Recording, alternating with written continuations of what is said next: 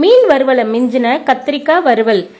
இந்த மாதிரி பக்குவத்துக்கு வறுத்தீங்கன்னா சாம்பார், ரசம், புளி சாதம், தயிர் சாதத்து கூட தொட்டு சாப்பிட்றதுக்கு செம்ம டேஸ்ட்டாக இருக்கும். வாங்க ஃப்ரெண்ட்ஸ், இது எப்படி பண்ணுறதுன்னு பார்க்கலாம்.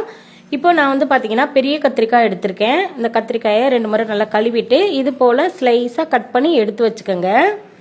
இந்த கத்திரிக்காயில் வந்து பார்த்தீங்கன்னா இந்த மாதிரி வறுவல் செஞ்சாதான் நல்லாயிருக்கும் சாப்பிடும்போது. இப்போ பார்த்தீங்கன்னா எல்லா கத்திரிக்காயும் இது மாதிரி கட் பண்ணிவிட்டு இது கூட 1 டேபிள் ஸ்பூன் சோம்பு, 1 டேபிள் ஸ்பூன் அளவுக்கு வந்து மிளகு, இது கூட 2 துண்டு இஞ்சி தோல் சீச்சிட்டு சேர்த்துக்கோங்க. இது கூட 10 போல் பூண்டு சேர்த்துக்கலாம். 2 டேபிள் ஸ்பூன் அளவுக்கு வந்து மிளகாத்தூள் வந்து சேர்த்துக்கலாம். உங்கள் காரத்துக்கு ஏற்ற மாதிரி கூடவோ குறைச்சோ சேர்த்துக்கோங்க. 1 டீஸ்பூன் அளவுக்கு வந்து மஞ்சள் தூள் வந்து சேர்த்துக்கலாம். அடுத்ததாக இது கூட பார்த்தீங்கன்னா கரம் மசாலா சேர்த்துக்கணும். 1 டேபிள் ஸ்பூன் அளவுக்கு வந்து கரம் மசாலா, 1 டீஸ்பூன் அளவுக்கு வந்து உப்பு சேர்த்துட்டு இது கூட சிக்கன் 65 மசாலா வந்து சேர்த்துக்குங்க. 1/2 டீஸ்பூன் அளவுக்கு வந்து டேஸ்ட்டு ரொம்ப நல்லாயிருக்கும். இது கூடவே 1 டேபிள் ஸ்பூன் எண்ணெய் சேர்த்துக்கலாம். கத்திரிக்காயில் மசாலா வந்து உதிராமல் இருக்கிறதுக்கு கண்டிப்பாக எண்ணெய் சேர்க்கணும். எண்ணெய் சேர்த்துட்டு 1 டேபிள் ஸ்பூன் அளவுக்கு வந்து தண்ணி சேர்த்துட்டு இது கூட 2 டேபிள் ஸ்பூன் அளவுக்கு வந்து கடலை மாவு சேர்த்துக்கலாம். கடலை மாவுக்கு பதிலாக அரிசி மாவு சேர்த்துக்கலாம். அரிசி மாவுக்கு பதிலாக கார்ன்ஃப்ளவர் மாவு சேர்த்துக்கலாம். எது வேணாலும் சேர்த்துக்கலாம். இப்போ கொஞ்சமாக தண்ணி ஊற்றி இந்த மாதிரி பதத்துக்கு அரைக்கணும். ரொம்ப ட்ரையாக அரைச்சிட்டிங்கன்னா கத்திரிக்காயில் ஒட்டாமல் போயிடும்.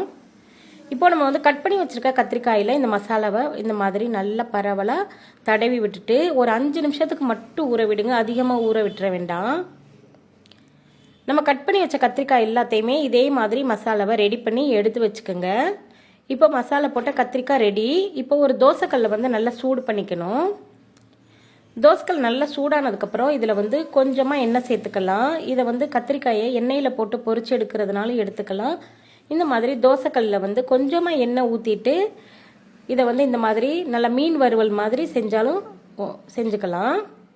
இப்போ நான் வந்து பார்த்தீங்கன்னா தோசைக்கல்லில் எல்லாத்தையும் சேர்த்துட்டு ஹைலையும் சிம்லையும் மாற்றி விட்டு இதை வேக விடணும். நல்லா மொறுன்னு வந்ததுக்கப்புறம் ஒரு சைடு வெந்ததுக்கப்புறம் அடுத்த சைடு திருப்பி விடுங்க.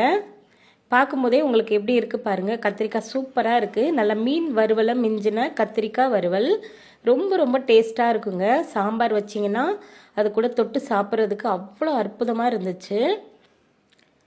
இப்போ பார்த்தீங்கன்னா 2 சைடும் நல்லா திருப்பி வேக விட்டு நல்லா மொறுமொறுப்பாக ஆனதுக்கப்புறம் இதை வந்து எடுத்து ஒரு பிளேட்டுக்கு மாற்றிடுங்க. அவ்வளோதான், சூப்பரான கத்திரிக்காய் வறுவல் வந்து ரெடி ஆயிடுச்சு. இதை வந்து ஒரு பிளேட்டுக்கு எடுத்து மாற்றி வச்சுட்டு நம்ம ரெடி பண்ண கத்திரிக்காய் எல்லாத்தையுமே இதே பக்குவத்திலே பொரிச்சு எடுத்துருங்க. அவ்வளோதான், சிம்பிளான ரொம்ப ஈஸியான கத்திரிக்காய் வறுவல் வந்து ரெடி ஆயிடுச்சுங்க. இந்த பக்குவத்தில் செஞ்சிங்கன்னா சாம்பார், ரசம், தயிர் சாதத்து கூட தொட்டு சாப்பிட்றதுக்கு நல்ல ஒரு அற்புதமான ஒரு டேஸ்ட்டாக இருக்கும். கண்டிப்பாக நீங்கள் வந்து செஞ்சு சாப்பிட்டு பார்த்துட்டு எப்படி இருக்குன்னு சொல்லுங்கள். இந்த வீடியோ பிடிச்சிருந்தா லைக் பண்ணி ஷேர் பண்ணுங்கள். மறக்காமல் நம்ம சேனலை ஃபாலோ பண்ணிக்கோங்க. தேங்க்யூ. தேங்க்ஸ் ஃபார் வாட்சிங். பாய்.